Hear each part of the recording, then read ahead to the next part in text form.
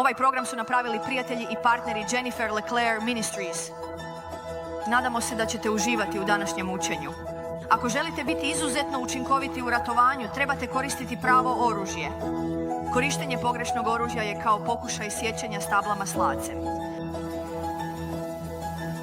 Možda ćete na kraju uspjeti. Možda ćete na kraju napraviti udubljenje, ali ćete se iscrpiti pokušavajući. Amen? Neki od vas su umorni od ratovanja. Govorim vam istinu jer ne koristite pravo oružje. A da koristite pravo oružje, to bi stablo palo. Taj bi se đavao pomaknuo. Taj bi proboj došao. To bi se dogodilo. Aleluja.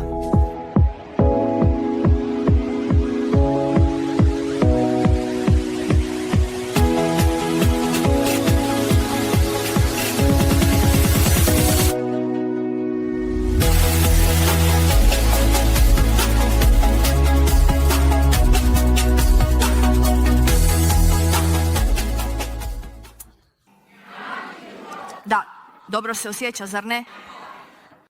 Da, neki od vas ne žele stati. U ovoj seriji, radili smo seriju jer želim da hodate u pobjedi. Umoran sam od gledanja umornih, pretučenih, slomljenih, propalih, zgroženih Božjih ljudi. Kad biste vidjeli e-mailove koji dolaze u naš ured, mislim, dragi Bože, slama vam srce. I ne mogu opremiti svakoga pojedinačno, ali činim sve što mogu. Da izađem u narode i podijelim riječ Gospodnju da je Isus umro kako biste mogli imati pobjedu. Samo to trebate izvršiti. Amen. Oče, zahvaljujem ti za pomazanje Duha Božjega danas. Hoćeš li mi pomoći da budem jasan? Hoćeš li mi pomoći da artikuliram tvoju riječ? I obavijem je pomazanjem da izgradi vjeru u srcima ljudi koji je čuju, posebno onih umornih, Bože, koji su prošli kroz duge bitke, Bože. Neka danas pronađu ključ koji će ih podići i prenijeti, jer smo na prekretnici i zakoračit ćemo u to. U Isusovo ime. Amen. Dakle, na broju smo 37. Ostali pa, žao mi je. Od 1 do 36, znate što? Duh Sveti mu je upravo prenio. Od 1 do 36. Bili smo u Moravian Fallsu i znate, kasno u noć nema što raditi. Odmarali smo se.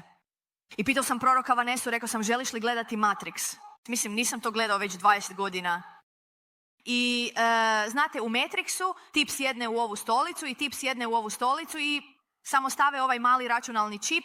On kaže, znam kung fu. Ja sam kao, moraš se šaliti. Zar ne bi bilo sjajno kad bi Bog mogao? Samo, znate, on doista preuzima puno stvari u naš duh. On to čini, posebno kada se molimo u Duhu Svetom. Krenimo na broj 37. Pitajte Duha Svetoga. Ovo su taktike za uspješno duhovno ratovanje. Pitajte Duha Svetoga. Koje oružje koristiti? Morate ga pitati. Pitaj njega. Ponekad mislimo da znamo najbolje.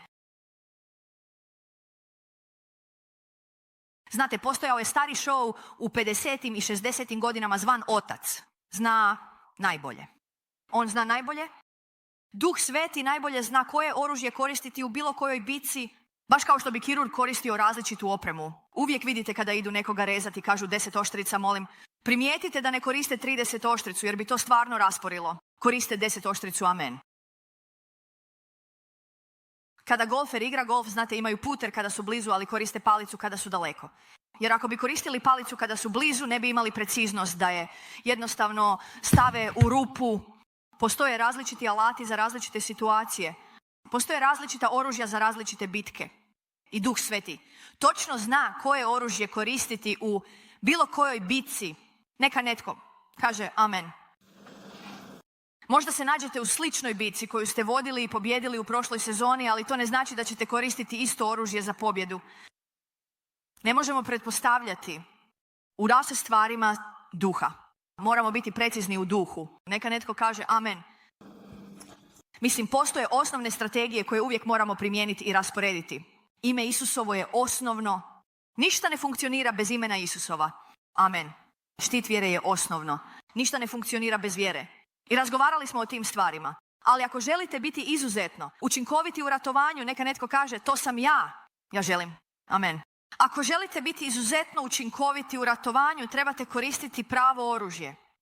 Korištenje pogrešnog oružja je kao pokušaj sjećanja stabla maslacem nožem. Možda ćeš na kraju uspjeti, možda ćeš na kraju napraviti pomak, ali ćeš se iscrpiti pokušavajući. Amen. Neki od vas su umorni od borbe, govorim vam istinu, jer ne koristite pravo oružje. A da koristite pravo oružje, to bi drvo palo, taj bi se vrag pomaknuo, taj bi proboj došao, to bi se dogodilo. Aleluja. Duh Sveti zna. Neka neko kaže, Duh Sveti zna. Duh Sveti zna. 2. Korinčanima 10.4 nam govori da oružja našeg ratovanja nisu tjelesna, već su moćna. U Bogu za rušenje, utvrda, obaranje maštanja i svake visoke stvari koja se uzdiže protiv spoznaje. Boga, zarobljavajući svaku misao na poslušnost Kristu, da kada naša poslušnost bude ispunjena možemo uzeti Moć je moć. nad neprijateljem. Aleluja. Dakle, grčka riječ za oružja u tom stihu je hoplon. I znači bilo koji alat ili sredstvo za pripremu nečega. Znači oružje korišteno u ratovanju, oružja ili instrument. A grčka riječ za ratovanje je strategija.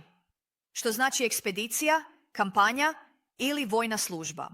Dakle, koja su to oružja? Razgovarali smo o nekim oružjima. Razgovarali smo o nekim oklopima. Znate, hvala je oružje, obožavanje je oružje. Znamo ime Isusa, mač duha, ali Gospodin mi je pokazao i ako to samo shvatite, ne biste imali toliko problema s đavlom. Jer vidim to svaki tjedan. Netko dođe ovdje žaleći se, zloban, neugodan zbog nečega, ne primaju ništa. Ako ćeš hodati u plodu duha, Da. pogodite što? Mir je oružje. Amen. Isus nam je rekao da neprijatelj dolazi da ubije, ukrade i uništi. Ali on je došao da nam da život u izobilju, do punine, dok ne preplavi. Ako ne živite život u izobilju, živite na pogrešnoj strani. Ivana 10:10. Vrijeme je da se borite natrag.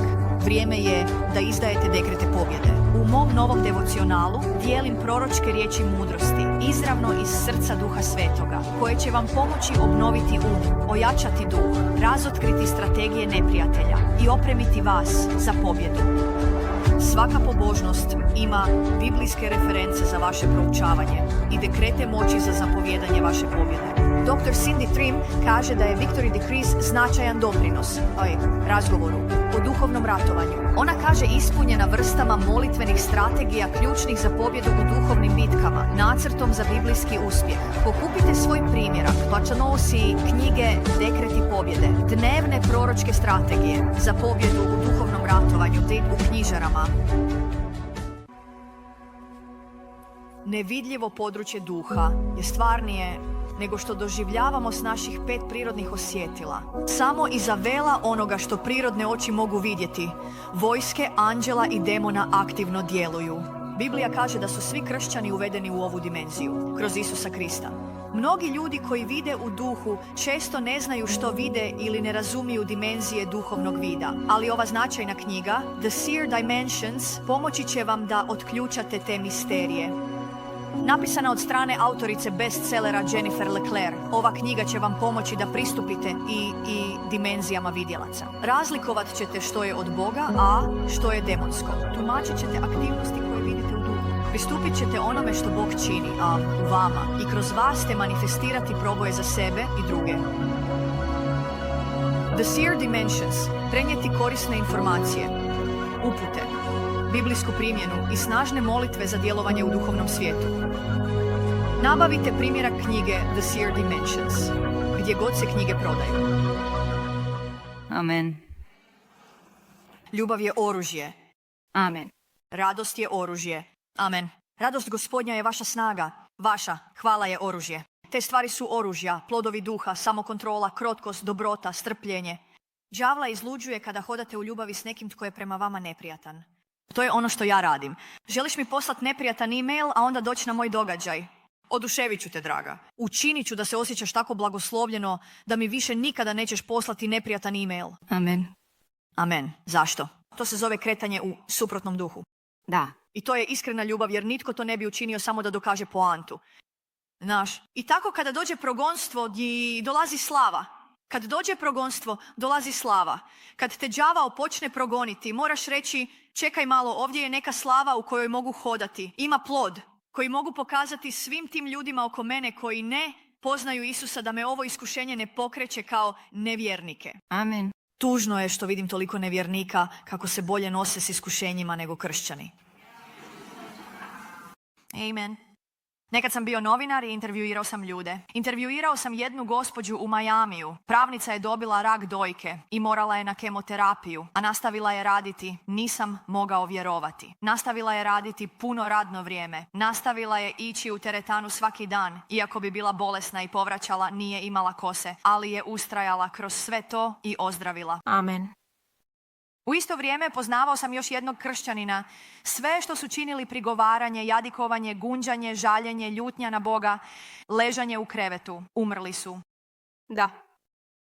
Postoje duhovna načela čak i u vezi s odnosom i hodanjem u miru. Nevjernici možda nemaju Božji mir, ali neki od njih imaju više mira nego neki kršćani. Da. Budite sigurni, postoji pravo oružje za vašu ekspediciju i opremljeni ste za bitku. 2. Petrova 1.3 kaže, njegova božanska moć dala nam je sve. Neka netko kaže sve stvari. Sve stvari. Je dano nama sve što se odnosi na život i pobožnost, kroz spoznaju onoga koji nas je pozvao svojom slavom i izvrsnošću. I kada koristiš ovo oružje, kada čuješ od Boga, kažeš, Gospodine, koje oružje trebam koristiti? I on kaže, želim da koristiš oružje zahvalnosti. Jer to također može biti oružje. I onda samo počneš hodati okolo zahvaljujući Bogu i zahvaljujući Bogu. I jednom sam bio u pošti i bio je dugačak red. Jeste li ikada bili u jednom od onih dugih redova u pošti?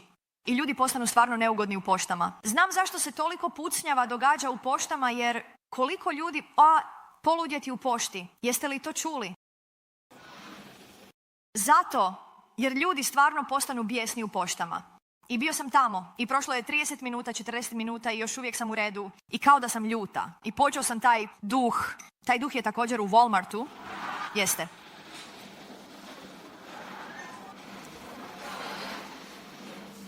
Zar ne? Da. Ja ne idem, ozbiljno, više ne idem u Walmart jer svaki put kad odem u Walmart osjetim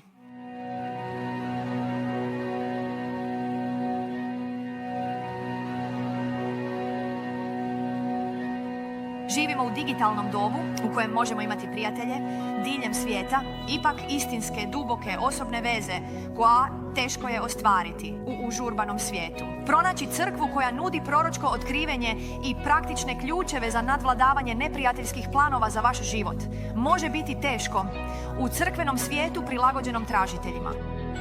Uđite u ahop.online, doseg, kuće molitve za buđenje. Mi smo globalna zajednica vjernika koja strastveno teži Božjoj prisutnosti. Mi smo proročka crkva u kojoj Duh Sveti djeluje. Osnažujemo vas da živite nadnaravni životni stil proboja. Povežite se i ostvarite istinske veze u globalnoj obitelji kuće molitve za buđenje. Ako ne možete doći u našu crkvu, pridružite se našoj crkvi online.